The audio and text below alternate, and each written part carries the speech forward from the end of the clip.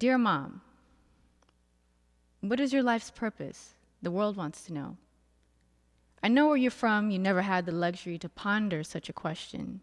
You were too busy trying to stay alive, make a way, to put food on the table, to stay stable, to get us to believe that we're capable of having anything we want. We made it out of a war-torn country to a torn country at war. Family dinner over gunshots, faces of our friends on the news at 10 o'clock. In this village, you mourned the lives of children who played video games at our house. You mourned with mothers, you entertained at barbecues. You feared for us.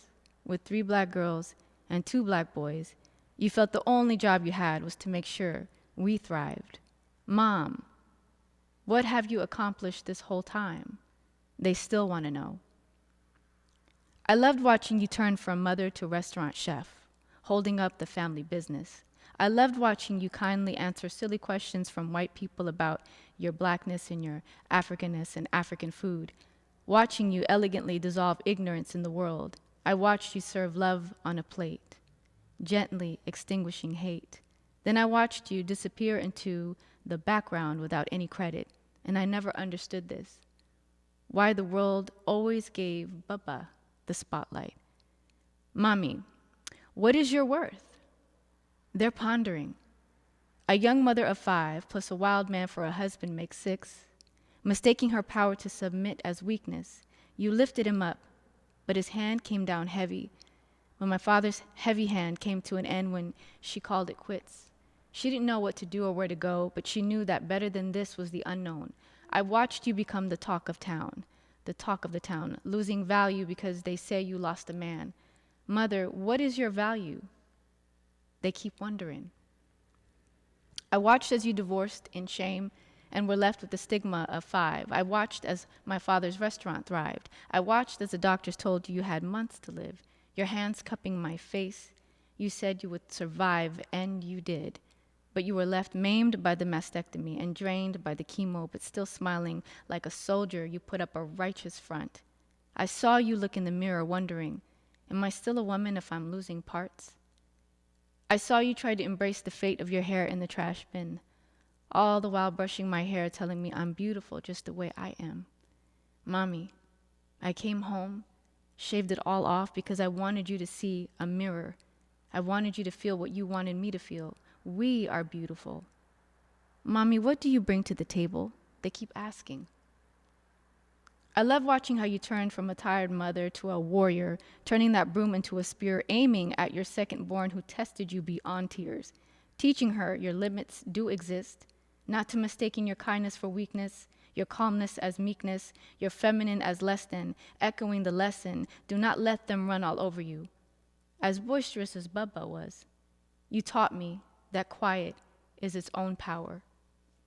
The granddaughter of a chief, Sara, you are a princess, sister to the guerrillas fighting for the nation, but even in your own power, your blackness in this country supersedes any good deed.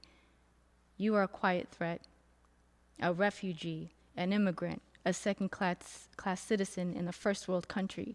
All that you are deemed insignificant. What is your significance, Mommy? They are questioning. I watched you get misdiagnosed, funneled into a statistics because English was not your strength in the system. Chemo to the brain, insane amounts of radiation only to be told you never had cancer to begin with.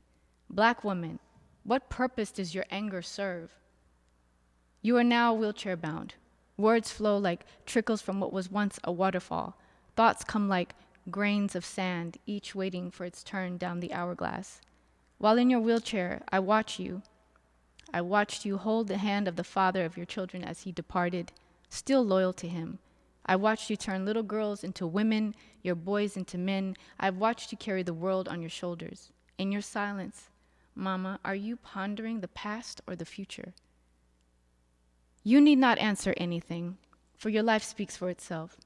Mom, you have mustered up and offered the calm out of your chaos, the joy out of your sadness, the peace out of your wars, and yet the world keeps asking, what is your purpose?